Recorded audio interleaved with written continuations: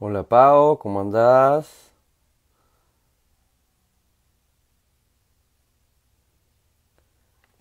Bueno, muy buenas tardes.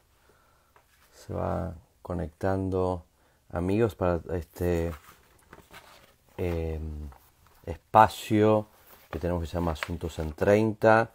Vamos a tener un invitado muy interesante hoy, Nahuel Sosa, que es uno de los encargados del programa Argentina Futura y que lidera espacios de reflexión en Argentina para pensar el Estado, la sociedad, la democracia.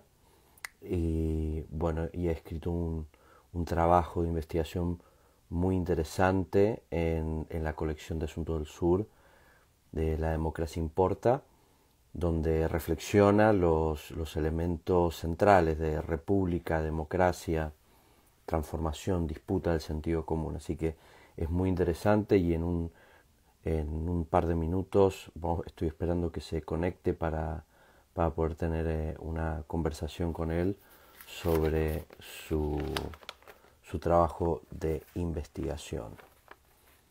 Así que, ¿cómo les va? Muy buenas tardes. Eh, Así que, hola Pau, ahí te leo.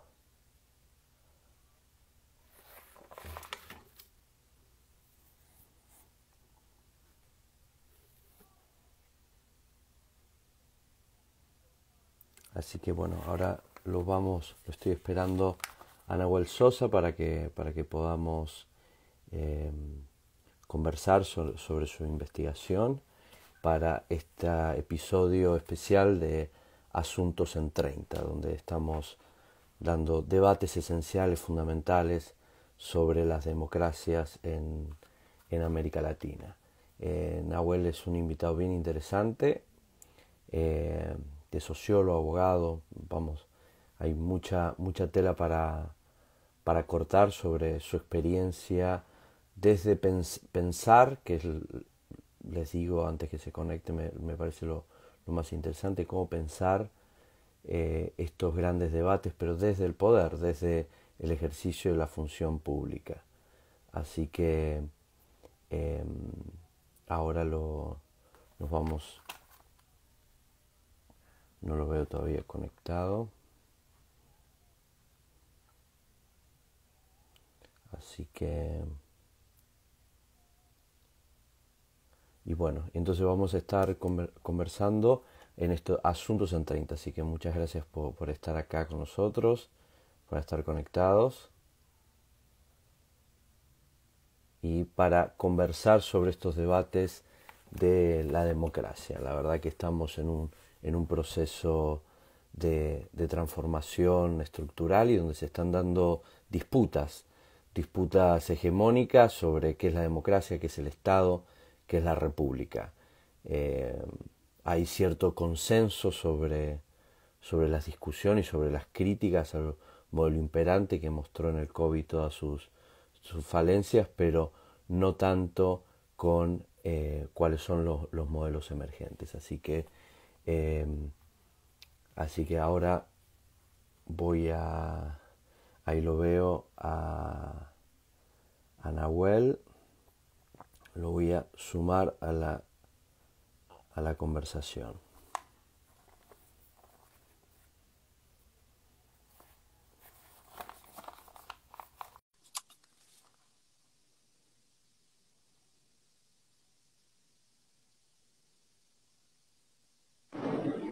Buenas, Hola Nahuel, ¿cómo estás?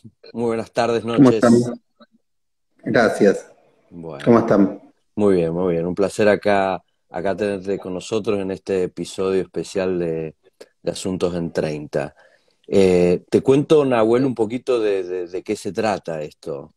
Eh, Asuntos en 30 es un espacio donde nos reunimos con referentes de la región a conversar agendas necesarias sobre la democracia en América Latina. Como bien sabes, porque de hecho has sido autor, tenemos una colección que ahora nos está nutriendo a esta serie de debates, una colección donde referentes y referentes de la región han hecho reflexiones específicas sobre puntos cruciales, y bueno, y nosotros estamos muy contentos de tenerte porque tocas un tema fundamental, te metiste en una discusión difícil que es sobre el Estado. Así que antes quiero presentarte, está con nosotros aquí Nahuel Sosa, es sociólogo, es abogado, es profesor de la Universidad de Buenos Aires, también de José C. Paz, es director del Centro de Pensamiento Genera. ¿Genera o Genera? Genera. Genera. Del Centro de Pensamiento Genera. Y bueno, y también impulsor de espacios de reflexión política y de articulación de pensamiento en la política argentina con Agenda Argentina y desde el gobierno en el programa de Argentina Futuro. Así que muy buenas tardes, Nahuel. Un placer estar aquí contigo. Bueno, gracias a ustedes por la invitación. Bueno, te quería, bueno, como decíamos, el paper, vamos a conversar alrededor del paper este que escribiste, que se llama Fortalecer la República, radicalizar las democracias, que escribiste con tu coautora Emilia Reiser. Hay algo que me parece muy interesante porque en lo que te metes en la discusión difícil, que es estamos todos de acuerdo en lo fallido del Estado neoliberal, la pérdida de legitimidad y cómo se choca de frente con el COVID, que esto crea de alguna manera este momento de suspenso táctico que habla Ninera, para donde podemos disputar este sentido común. Pero de todas maneras no tenemos muy en claro qué es lo que vamos a construir, qué es ese sentido común, qué es esa democracia que queremos construir. Entonces, de alguna manera quiero preguntarte sobre esos elementos, que nos acompañes sobre el texto, porque además te metes con temas como la República, que es algo muchas veces dominado en la última década por espacios más conservadores, y bueno, y me gustaría que nos expliques un poco de qué se trata esta disputa y qué es para vos la República. Bueno, en primer lugar, digo, como decías, el artículo lo hicimos junto con María Emilia Reiser, que es politóloga de la UBA, y me parece que la idea del paper era más que nada poder problematizar acerca del momento en el que estamos viviendo, que uno lo puede caracterizar sin duda como una etapa de transición, ¿sí? Cuando uno mira un poco la historia de las catástrofes en la humanidad, siempre marcaron puntos de inflexión, ¿sí? Sea la peste bubónica en la Edad Media, la sífilis, la peste amarilla en nuestro país, porque de alguna manera esa adversidad que supone cualquier tipo de catástrofe, sea una pandemia, sea un desastre natural, sea un desastre social, implica la pregunta de cómo hacemos para sobrevivir juntos, y por lo tanto implica también pensar cómo está esa sociedad en ese momento histórico y cuáles son sus desigualdades y cuáles son los valores que predominan en ese quehacer social. Entonces, de alguna manera, esta estantería que se movió en un mundo que ya venía con un proceso de gran cuestionamiento, sobre todo al poder financiero, al capitalismo, como sabemos, después de la globalización, hay un proceso fuerte de concentración y centralización de los capitales, hay una nueva división social del trabajo a escala global, se reproduce la lógica centro y periferia, se reproduce una lógica de países como los nuestros en nuestra región, que tratan de tener gobiernos y alternativas a ese neoliberalismo tan crudo que vimos en los 90 y permanentemente esas alternativas son atacadas. Entonces, la idea era problematizar respecto a la democracia y a la república. Y obviamente que hay muchas definiciones, es un campo teórico vasto, pero lo que uno podría decir a priori es que estamos viviendo un proceso de crisis del neoliberalismo, sobre todo yo diría de crisis cultural más que económica, porque no podemos entender al neoliberalismo puramente como un fenómeno económico, ¿sí? Más bien yo diría con el contrario, que a medida que fueron pasando las décadas, fue un proceso o fue un fenómeno que construyó narrativas culturales, que permitió ciertas legitimidades a la hora de aplicar políticas de ajuste, a la hora de aplicar reformas neoliberales, a la hora de popularizar el mundo de las finanzas, y si uno ve, digo, todos nos fuimos cada vez endeudando más, y hoy el mundo de las finanzas ya no es algo de una élite, sino que todos participamos de ese mundo. Y en ese contexto, el COVID-19 puso en crisis, ¿no? Porque cuando se viraliza el hashtag "te cuida el Estado, no el mercado" en apenas segundos, realmente hay una crisis en su capacidad de construir sentido común, no en un sentido gramsciano. Recordemos que para Gramsci, eso que él llamaba el folclore o el sentido común, son formas de concebir el mundo, es la capacidad que tiene un grupo social de que su forma de concebir el mundo, sus valores, su ética, sus visiones morales sean aceptadas como las visiones de las mayorías. Y no solamente se logra la dominación mediante la coerción o la violencia, sino también se logra mediante el consentimiento. El mayor éxito de la dominación es cuando el dominado colabora con su propio proceso de dominación. Hegemonía. Entonces, dentro de esta perspectiva, ¿cómo? Construimos hegemonía. Construimos hegemonía.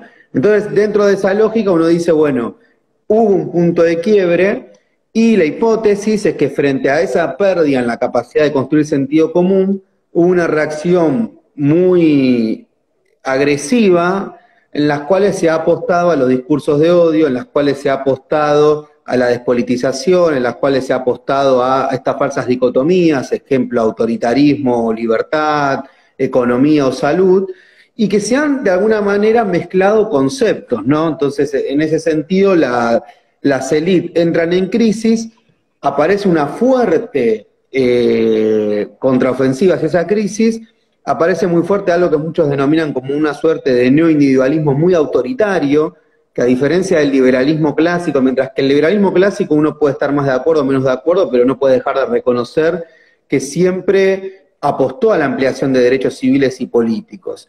Y lo que uno ve hoy es, por el contrario, una suerte de nuevo liberalismo que reacciona agresivamente ante cualquier proceso de igualdad o de justicia social. Bueno, en ese marco lo que nosotros tratábamos de discutir es la idea de la república, ¿sí? De pensar que lejos de ser un liberalismo republicano al que estamos asistiendo en esta época, estamos viviendo un liberalismo profundamente antirrepublicano, ¿sí? Si uno recupera un concepto de república en el sentido más plebeyo de la palabra, para Platón la democracia era un escándalo. ¿Por qué? Porque permitía que cualquiera pudiera participar, porque no era el gobierno ni de los sabios, ni tampoco era el gobierno de la aristocracia, de quienes tenían fortuna. Entonces la pregunta es cómo hacemos una democracia cada vez más escandalosa. Y acá, para cerrar esta primera parte de mi intervención, retomamos algunos conceptos de Chantal Mouffe, que Chantal Mouffe justamente lo que plantea es esta idea, esta diferencia entre agonismo y antagonismo, ¿no? Cuando ella dice, bueno, el agonismo tiene que ver con la lucha, en el sentido griego, es la adversidad, el conflicto dinamiza las democracias. En cambio, el antagonismo es la negación del otro. Entonces, en esa negación del otro, sí hay un problema. Y me parece que acá lo que tratábamos de visualizar, que lo dice el título, bueno, frente a esta crisis, lo que hay que hacer es radicalizar la democracia, porque si uno no radicaliza la democracia en el sentido más pleno de la palabra radicalizar, así que bueno, ¿qué es radicalizar la democracia? Bueno, radicalizar la democracia es asumir un proceso de justicia social, asumir un proceso de igualdad, asumir un proceso que es profundamente confrontativo con estos nuevos discursos de odio, porque de lo contrario, si no radicalizamos esta democracia, sí uno puede vislumbrar que hay una tendencia fuerte a los autoritarismos, y una de las cosas que tratábamos de marcar en el paper es mostrar cómo eso después se cristalizó en hechos, tomando en cuenta que, a nuestro modo de ver, durante el siglo XXI hubo más de 5 golpes de Estado de nuevo tipo en América Latina. Entonces, algunos lo denominan impeachment, golpe blando, golpes suaves. Nosotros preferimos denominarlo golpes de Estado de nuevo tipo, porque si bien en muchos casos no es al estilo clásico con el ejército, más allá que en Bolivia asistimos lamentablemente a esa situación, a veces pensar que es un impeachment porque se da en el Parlamento, y acá me salta un poco el espíritu sociológico, me parece una mirada muy reduccionista. No podemos reducir el conflicto social a una mirada parlamentarista. O sea, desde nuestro punto de vista, lo que hubo, por ejemplo, en Brasil fue un golpe de Estado, no fue un impeachment. No fue solamente un parlamento que tantos votaron a favor y tantos en contra, sino que hubo un proceso de desestabilización que forma parte de una renovada doctrina de seguridad nacional. Entonces no se puede pensar estos casos aislados, sino que se tienen que ver como una renovada doctrina de seguridad nacional que enarbolan o construyen las élites en el siglo XXI a medida que empiezan a crecer los gobiernos postneoliberales. Bien. Y pero me quedó la pregunta, me siguió quedando pendiente. ¿Cuál es esta idea de república? ¿Qué significa? ¿Cómo te diferencias de una mirada liberal de la república que tenemos que disputar, que tenemos que construir? Bueno, yo creo, y acá de un punto de vista más político, que muchas veces hay una gran capacidad de sectores, fundamentalmente que se escriben en la derecha, de utilizar ciertos conceptos como propios, y muchas veces sectores populares terminan resignando el uso de esos conceptos, ¿no? Para ser más claro, pareciera que la idea de la república es una idea que no puede concebirse o no puede conciliarse con determinados gobiernos latinoamericanos. Entonces, de alguna manera, los gobiernos tildados de populista son gobiernos antirrepublicanos. Entonces uno podría decir que la hipótesis es a la inversa. Los gobiernos populistas, en el sentido de populismo de Laclau, por ejemplo, fueron los gobiernos más republicanos en el siglo XXI. ¿Por qué? Porque si hablamos de república, hablamos de calidad institucional, por ejemplo, el gobierno, los 4 años de neoliberalismo en la Argentina, encabezados por Mauricio Macri, no fueron un proceso de mayor calidad institucional. De hecho, no hubo, Macri arranca su gobierno con decretazos y arranca su gobierno queriendo poner a los jueces de la Corte Suprema por decreto. Las instituciones como el Sistema Científico Nacional, instituciones como la escuela pública, fueron fuertemente deterioradas. Instituciones como el Poder Judicial, que es algo que también nos centramos, fue una institución muy deteriorada por los gobiernos neoliberales, porque justamente han puesto el Poder Judicial desde un sentido corporativo. Y cuando yo te comentaba estos procesos de desestabilización, en algunos casos con éxito y otros no con éxito, que se hicieron en nombre de la República, si hay algo que demuestra es que en estos procesos de desestabilización se utilizan muchas instituciones en pos de intereses corporativos. A ver, vamos a poner ejemplos. Honduras, Manuel Zelaya, un helicóptero saca al presidente elegido democráticamente con el aval de la Corte Suprema de Honduras. Lugo, Paraguay, un presidente elegido democráticamente, un juicio express de 24 horas con el aval de la Corte Suprema. Podría seguir citando casos. Entonces, en eso, lo que uno puede vislumbrar ahí, que lejos de fortalecer las instituciones en el sentido más republicano de la palabra, lo que se termina haciendo es deteriorar el Estado de Derecho.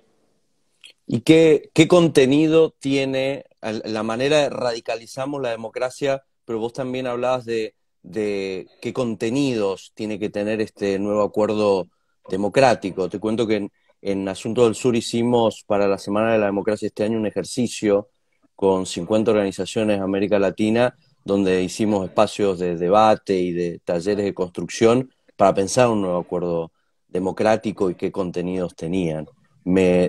Vos algo hablás en tu trabajo en esta democracia en disputa. ¿Qué elementos pensás que deberían ser irrenunciables en este nuevo acuerdo?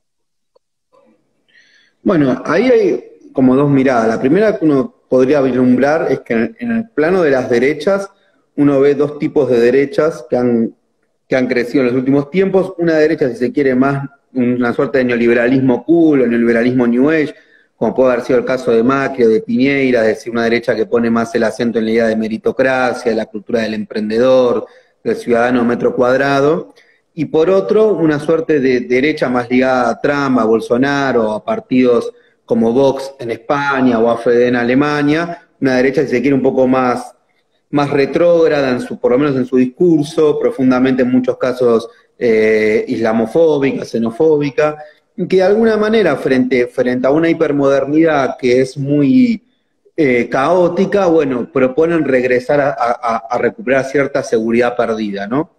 Entonces, en ese marco, cuando nosotros decíamos radicalizar la democracia, quiere decir, preguntémonos por qué la gran mayoría de los votantes de Vox, que es un partido de ultraderecha de España, han sido votantes de Podemos, un partido que era claramente lo opuesto. Lo mismo puede suceder en el caso de Bolsonaro y los votantes de Lula, ¿no? Y me parece que a veces solemos ser muy simplistas y pensar que es un fenómeno de gente despolitizada, de gente que... Y no, al contrario, me parece que ahí hay algo que tiene que ver con cómo se van construyendo, recuperando la idea de Chantal Mouffe, cuáles son los adversarios de la democracia. O sea, cuáles son las reglas del juego con las cuales vos discutís. Entonces, en ese punto me parece que hay algo que es importantísimo cuando uno dice, bueno, ¿qué es radicalizar la democracia en el siglo XXI? Bueno, radicalizar la democracia en el siglo XXI tiene que ver con pensar la idea de igualdad, de fraternidad y de libertad como un combo que va en conjunto. Radicalizar la democracia del siglo XXI tiene que ver no solo con una mirada institucional, sino profundamente con una nueva práctica política que tiene que dar cuenta de nuevos emergentes, que es algo que también planteamos en el paper. Vos ves que en los últimos tiempos han aparecido sujetos sociales que antes no tenían el grado de organización clásico, los feminismos, los jóvenes contra el cambio climático, la economía popular, han irrumpido una cantidad de nuevos actores sociales que tienen que ser parte de esa democracia, ¿sí? Entonces, de alguna manera, si uno tuviera que contraponer a la república liberal una república plebeya, podríamos ponerle ese nombre, entonces la pregunta es, bueno, ¿cómo se llena de contenido? Bueno, ahí lo que aparece es que sin duda, yo creo que vamos a ir a una disputa en los próximos años, que lo que va a estar en tensión son los grados de igualdad o de desigualdad. Entonces, en la medida que el neoliberalismo entra en crisis, en la medida que hoy estamos en una pandemia que es un punto de transición, en la cual la salida de la pandemia puede ser o con más discursos de odio, con un nuevo proceso de concentración de las élites y un nuevo negocio del establishment sobre la tragedia, porque los establishment históricamente hacen negocios de las tragedias, o por el contrario, la salida es con más Estado, más democracia y más igualdad y más derecho. Si uno se ubica en lo segundo, bueno, entonces la pregunta es cómo nosotros reordenamos determinados mecanismos democráticos, de democracia participativa, de plebiscitos, de referéndum, de poderes que den cuentas. No puede ser que el Poder Judicial sea un poder que se autorregule, por ejemplo. Y eso obviamente va a implicar una lucha política fuerte, porque al fin de cuentas es una lucha por la hegemonía. Es decir, hay derechas que no tienen el gobierno en términos electorales, pero eso no quiere decir que no tengan su capacidad de construir hegemonía. Entonces, volver a disputarle lo que nos hablaba el neoliberalismo, de que la democracia era solamente la parte del régimen político, y aún así, con las paradojas y contradicciones que vos mismo mencionaste, y lo que hablas, y de alguna manera lo que estás presentando y lo que también surge en el trabajo, es esto de disputar también espacios sustantivos, de ir del régimen para democratizar el Estado, distintas áreas del Estado, reformas fiscales, estructurales, reformas de distintos tipos que generan una democracia más sustantiva. Esta disputa parecía completamente filosófica y prácticamente perdida, pero en los últimos 12 meses, sobre todo en los últimos meses, hemos tenido un pequeño viraje, ¿no? Con el gobierno nuevo de Argentina, con la victoria y la recuperación de la democracia en Bolivia, con México, posiblemente ahora Ecuador. ¿Vos ves que de ahí se puede volver a reconfigurar un espacio de articulación política como la que tuvimos con la llamada marea rosa, como se llamaba internacionalmente, de los gobiernos del chavismo, del petismo, del kirchnerismo? Sí, por supuesto. Primero porque me parece que parte de lo que trajo la pandemia es la discusión sobre la nueva normalidad. Y discutir la nueva normalidad implicó una cantidad de agendas nuevas, ¿sí? O no nuevas, que ya estaban, pero que cobran un renovado protagonismo. Como algunas marcabas vos, aparece el impuesto a la fortuna, aparece la idea de la reforma tributaria, aparece la idea de un nuevo pacto verde, aparece la idea de economía del cuidado. Digo, no, esto es muy importante cómo se han visibilizado estas agendas. Aparece la idea del salario universal, ingreso universal, aparece el rol de las organizaciones comunitarias y los movimientos sociales en los barrios populares que han salvado vidas en lugares donde el Estado no llegaba. Aparece un concepto que es muy interesante, que es la idea de zoonosis. La idea de zoonosis es un concepto que trabaja mucho el ambientalismo, que tiene que ver con la idea de que a medida que vos deforestás, producís monocultivo, en la medida que alterás el cambio climático, en la medida que ejercés extractivismo, van a aparecer más virus y más enfermedades, porque la densidad demográfica no se sostiene en la medida que la Tierra siga pensada en términos de mercancía. Aparece la necesidad del déficit habitacional, es decir, de discutir hoy la concentración en las ciudades. El 80% del mundo se concentra en grandes ciudades y en nuestro país más del 93% en centros urbanos. Entonces, también aparece la necesidad de federalizar o de descentralizar y el derecho a la vivienda, ¿no? Entonces, creo que muchas de estas agendas empezaron a ser parte. Y que han crecido las voces, y uno dice, bueno, el neoliberalismo hoy se lo cuestiona desde el Papa Francisco pasando por Angela Merkel, es decir, no es un grupo reducido el que cuestiona. Por eso creo que también hubo una salida tan agresiva, ¿sí?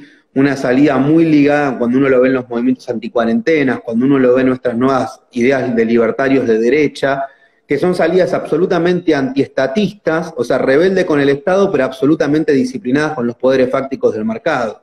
Una suerte de anarcocapitalismo, uno podría decir, medio raro, pero bueno, Igual te sucede. quería preguntar específicamente sobre un nuevo potencial rearmado geopolítico más progresista en la región. Perdón que te Sí, interrumpa. respecto. No, no, está bien, está muy bien. No, y respecto a eso está claro que esta nueva agenda la empiezan a tomar los gobiernos de la región. Me parece que ahí uno puede tomar lo que muchos sostienen como la segunda oleada, ¿no? García Linera habla de una primera oleada a principios del siglo XXI, con los gobiernos neoliberales, muchos los mencionabas vos, Uruguay con Tabaré Vázquez y Mujica, el chavismo en Venezuela, Lula en Brasil, y uno podría plantear como hipótesis que hay posibilidades de una segunda oleada progresista en la región, ¿sí? ¿Por qué hay posibilidades? Bueno, si uno tuviera que hablar en los 90, las fuerzas de izquierda tenían pocos votos, aunque tenían mucha capacidad de instalar determinadas ideas. Después, en el siglo XX, al principio, logran tener votos e ideas, y si bien en muchos casos hay gobiernos que no llegaron, están muy cerca. ¿Qué quiero decir con esto? A ver, mencionabas vos, Alberto Fernández en la Argentina es gobierno, está claro. Tenemos a, ¿cómo se llama? AMLO en México, tenemos el triunfo reciente de Arce, pero también tenemos, por ejemplo, a Petro en Colombia, que acaba de hacer una muy buena elección, Sí, sí, entonces sí. ahí se abre un signo de pregunta, tenemos una rebelión popular en Chile, El Frente ¿sí? Popular en Chile, que, que además el que Frente Amplio cada vez más fuerte. que puede derivar. Tenemos un Frente Amplio en Uruguay que si bien es cierto que perdió, es un Frente Amplio que sigue unido y es una opción de gobierno para las próximas elecciones. Tenemos el fenómeno de Ciro en Brasil, ¿sí? que perdió, o sea, el bolsonarismo, más allá que el PT tuvo una de las peores elecciones en su historia.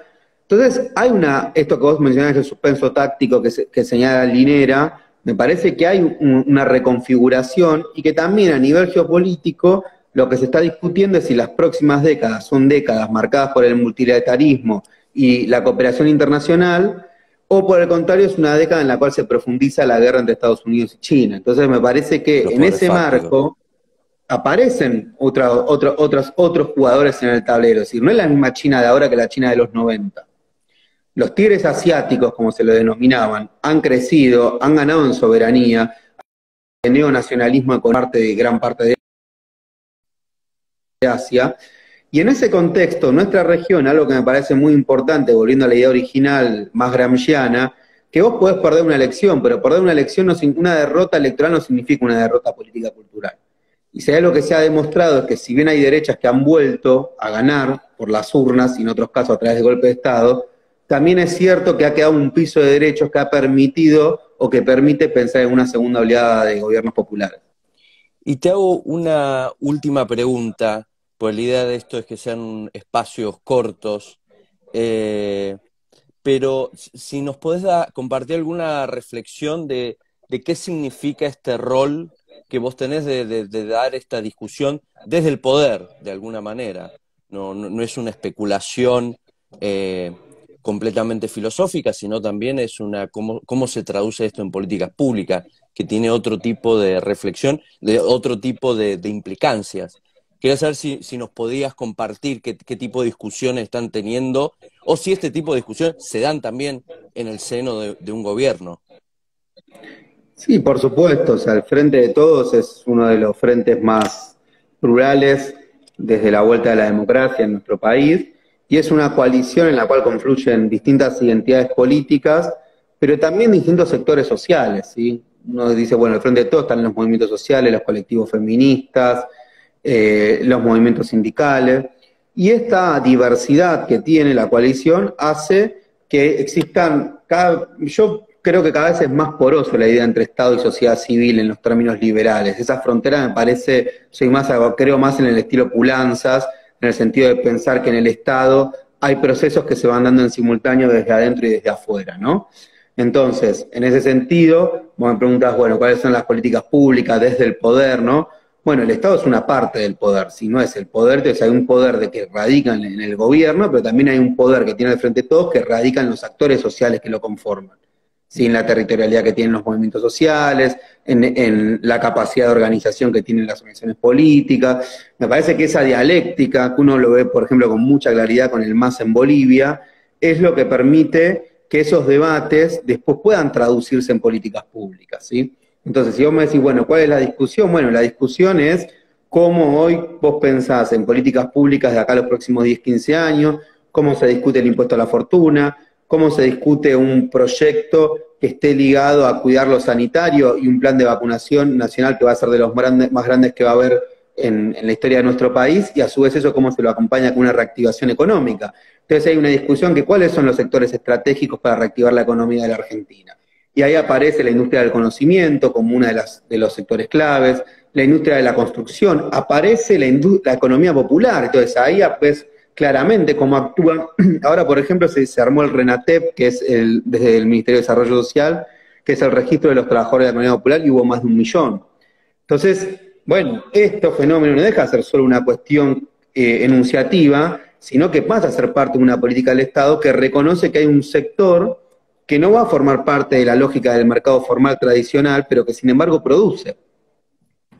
Entonces, me parece que esas son las discusiones que hoy se están dando, que tiene que ver con cómo se potencian a estos nuevos sectores estratégicos para que permitan el ingreso de divisas sin fuga de capitales, sin endeudamiento externo, pero a su vez que permitan dinamizar el consumo y el mercado interno. Y esa es la discusión.